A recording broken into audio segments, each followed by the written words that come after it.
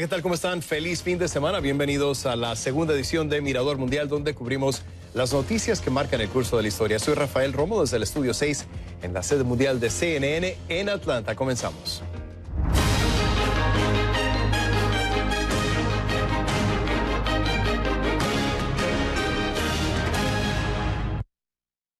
$10 millones de becas, 100 universidades públicas, pensión universal para ancianos, canasta de alimentos básicos, reducción de impuestos en la franja fronteriza norte. Estas son solo algunas de las múltiples promesas que hizo el nuevo presidente de México, Andrés Manuel López Obrador, al dirigirse al pueblo la noche de este sábado en un acto masivo en el Zócalo de la capital mexicana, repitiendo uno de los lemas de su campaña: por el bien de todos, dijo, primero los pobres. Pero ¿cómo pagará el nuevo presidente por toda esta serie de programas de bienestar social?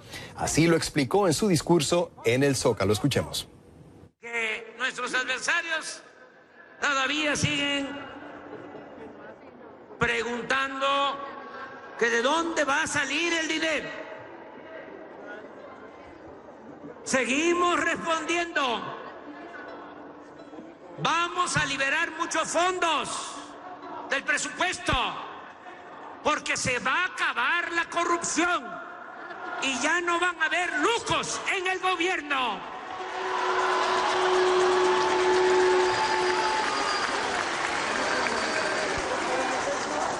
Con esta fórmula no van a aumentar los impuestos en términos reales, más allá de la inflación, y no se van a crear nuevos impuestos. Tampoco va a aumentar la deuda pública. No gastaremos más de lo que ingrese al erario.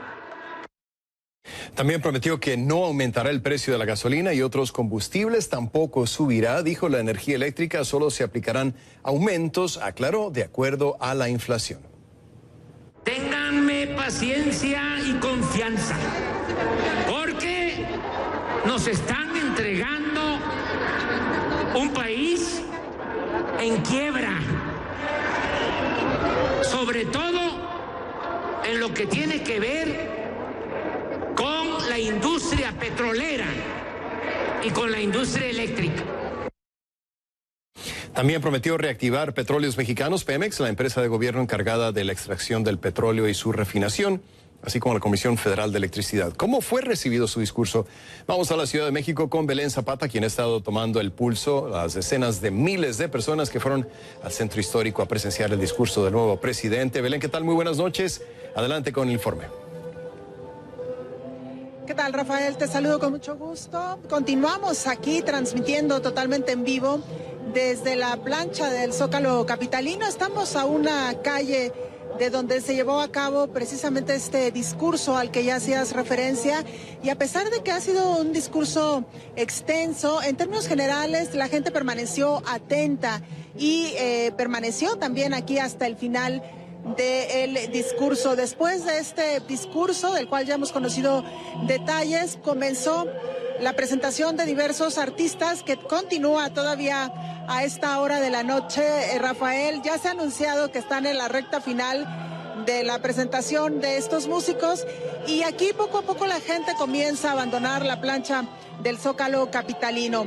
Son muchas las cifras que se manejan en torno a cuántas personas realmente asistieron a este encuentro con Andrés Manuel López Obrador. Hay imágenes aéreas que hacen pensar que por algunos momentos, Rafael, la plancha lució a su máxima capacidad. Estamos hablando de más de 100,000 personas, y tendríamos que decir también que nosotros que estuvimos transmitiendo a una calle justo aquí en la calle 20 de noviembre, en su cruce con Carranza, estas calles aledañas también estaban llenas al momento en que López Obrador pronunció su discurso. Ha sido una jornada intensa que inició muy temprano, cuando muchos de los simpatizantes llegaron desde las 5:30, 6 de la mañana. Eso nos lo contaron algunas personas que estaban en los primeros lugares para poder apreciar, como ellos mismos dijeron, en primera fila este momento histórico. Esa ha sido la frase, Rafael, que hemos escuchado como constante aquí entre los asistentes. Una fecha que tenían que venir, que valía la pena trasladarse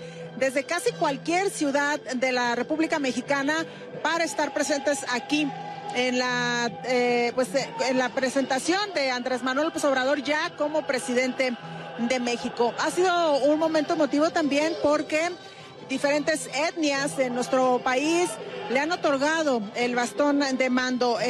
Tuvimos oportunidad de presenciar a través de la señal de CNN esta ceremonia que encabezaron diferentes representantes de las etnias, en donde se le pidió a Andrés Manuel López Obrador no abandonar a los pueblos indígenas. Él se ha comprometido también muy seriamente en su discurso a sacar del olvido, incluso del destierro, a muchos de estos grupos indígenas.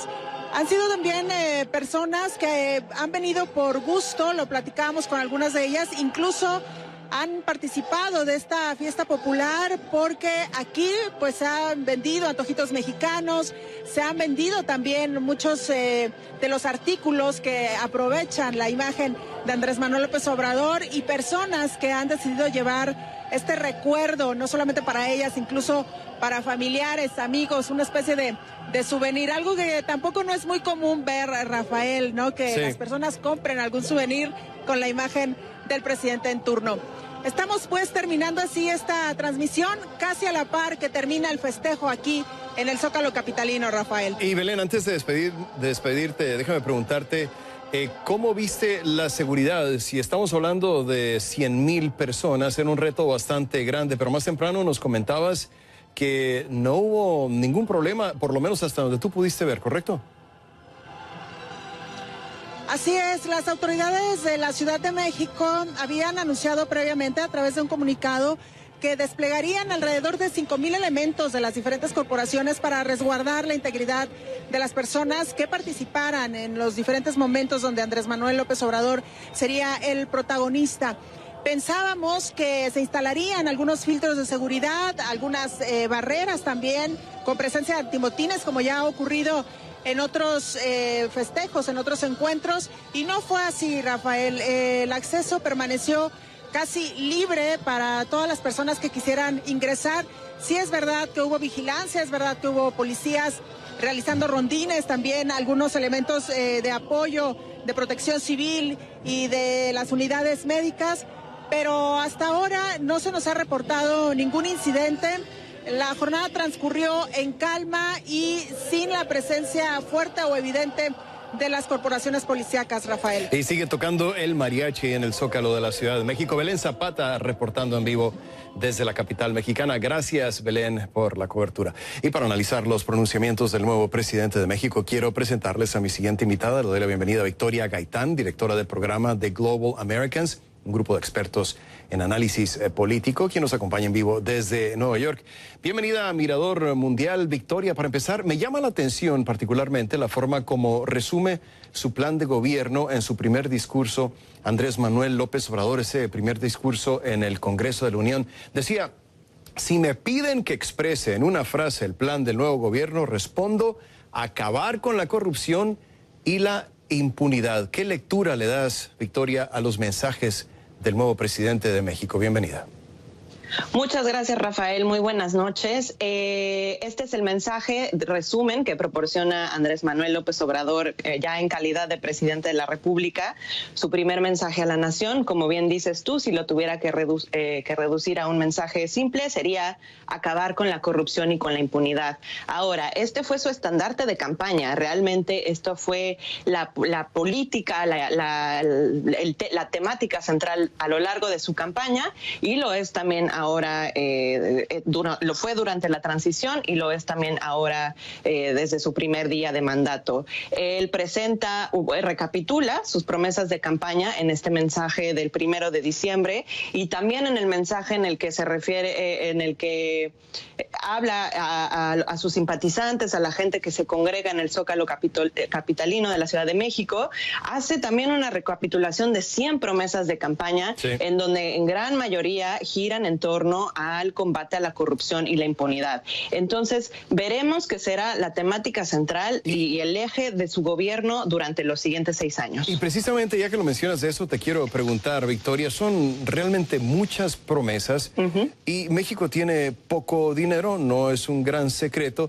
Él decía que va a pagar por todas esas promesas cuando se recorte la corrupción y de ese dinero se puede liberar para sacar todos los programas, pero realmente las matemáticas, no soy experto en este tema, pero no sé si ¿cómo va a pagar AMLO por todos esos programas de bienestar social que ha prometido?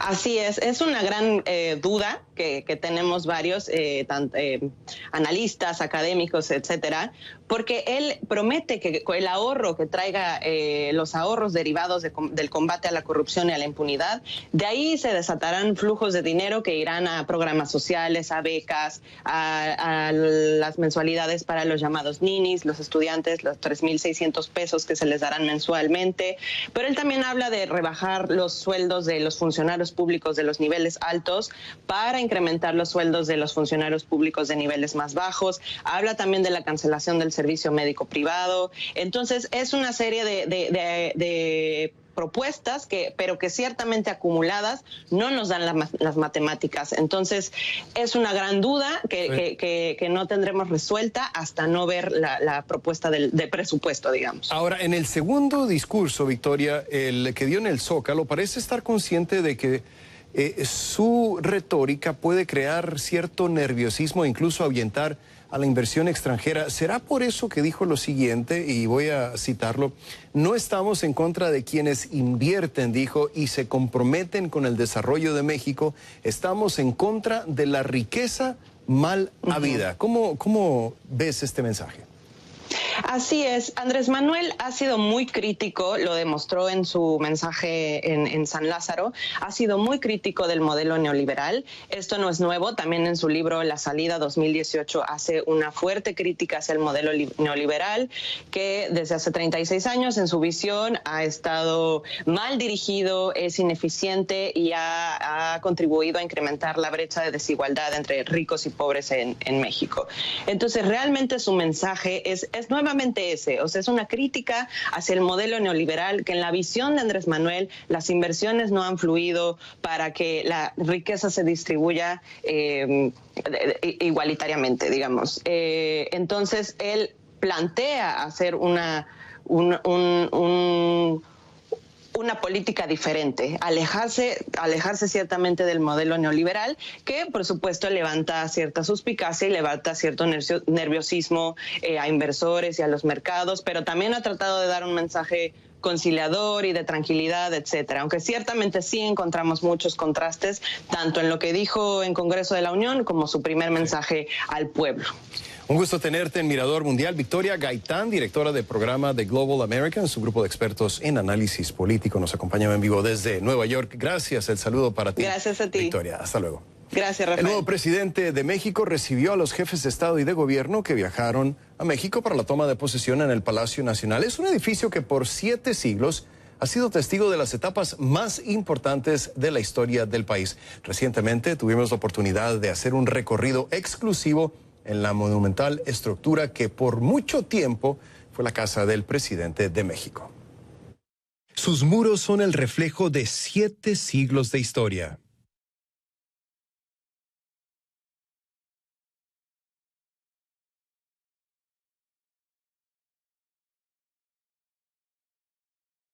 Este es el Palacio Nacional de México, un imponente y simbólico edificio en el centro histórico de la capital mexicana.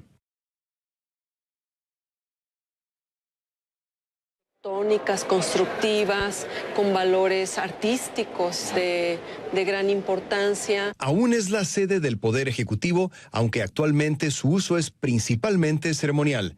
Lilia Teresa Rivero Weber, conservadora del Palacio, nos lleva a un recorrido por sus históricos salones y pasillos, recordándonos que los orígenes del Palacio se remontan a la época de los aztecas. Desde ese momento, este espacio ha sido el símbolo del gobierno desde el Tlatoani y Moctezuma hasta la actualidad, y donde se toman las decisiones más importantes de México y donde se llevan a cabo una serie de eventos que de alguna manera marcan el rumbo de nuestro país, ¿no? Nos muestra el Salón Guillermo Prieto, uno de los espacios favoritos de los presidentes para ceremonias protocolarias y donde Enrique Peña Nieto le dijo no al muro de Donald Trump. Es evidente que tenemos algunas diferencias con el próximo gobierno de Estados Unidos, como el tema de un muro que México, por supuesto, no pagará. Antiguamente ocupaba la tesorería de la Federación. ¿Aquí venía a pagar la gente entonces sus impuestos? Aquí vino a pagar la gente hasta 1995. Desde 1926 aquí era el centro máximo del pago y recaudación y todo lo relativo a la tesorería de la Federación. El Palacio Nacional fue uno de los escenarios elegidos para recibir al Papa Francisco en su visita a México en febrero de 2016. Y hoy vengo como misionero de misericordia y paz. Este es el patio central. Aquí es donde el presidente de México recibe a otros jefes de Estado e invitados distinguidos. Aunque el presidente en turno normalmente despacha en la residencia oficial de Los Pinos, Palacio Nacional sigue siendo la sede del Poder Ejecutivo. A través de los siglos, el edificio que ahora es Palacio Nacional ha sobrevivido incendios, guerras, ataques y actos vandálicos como el ocurrido en noviembre de 2014. También ha aguantado sismos. Los más recientes, como el del 19 de septiembre de 2017, provocaron algunas grietas. No son grietas que perjudiquen la estructura. En sí la estructura es bastante fuerte, bastante sana, porque ya tiene refuerzos estructurales que a lo largo del tiempo se han colocado en el mismo palacio.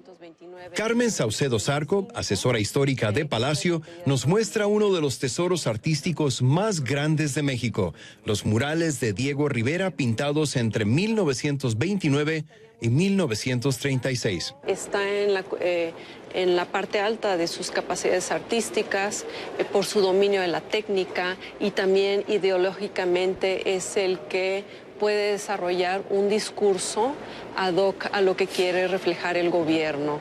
Este discurso oficial sobre los triunfos, sobre todo de la revolución.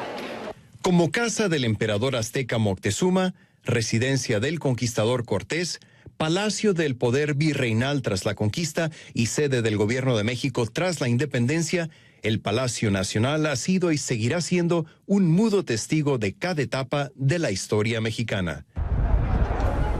La toma de Andrés Manuel López Obrador como presidente de México, toma de posesión, debo decir, es el primer tema del programa. Me gustaría saber qué significa para ti este cambio de gobierno. Envíame tus comentarios y opiniones a mi cuenta en Twitter, @RafaelRomosCNN, con la etiqueta numeral Mirador AMLO.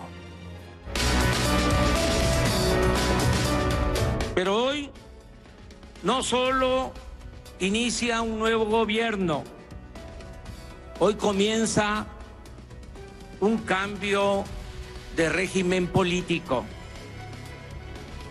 Se acabará con la corrupción y con la impunidad que impiden el renacimiento de México.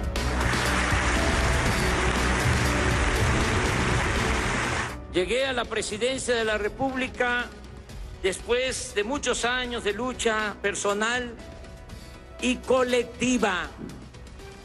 El presidente de México nunca dará la orden de reprimir al pueblo, ni será cómplice o encubridor de eventuales violaciones a los derechos humanos.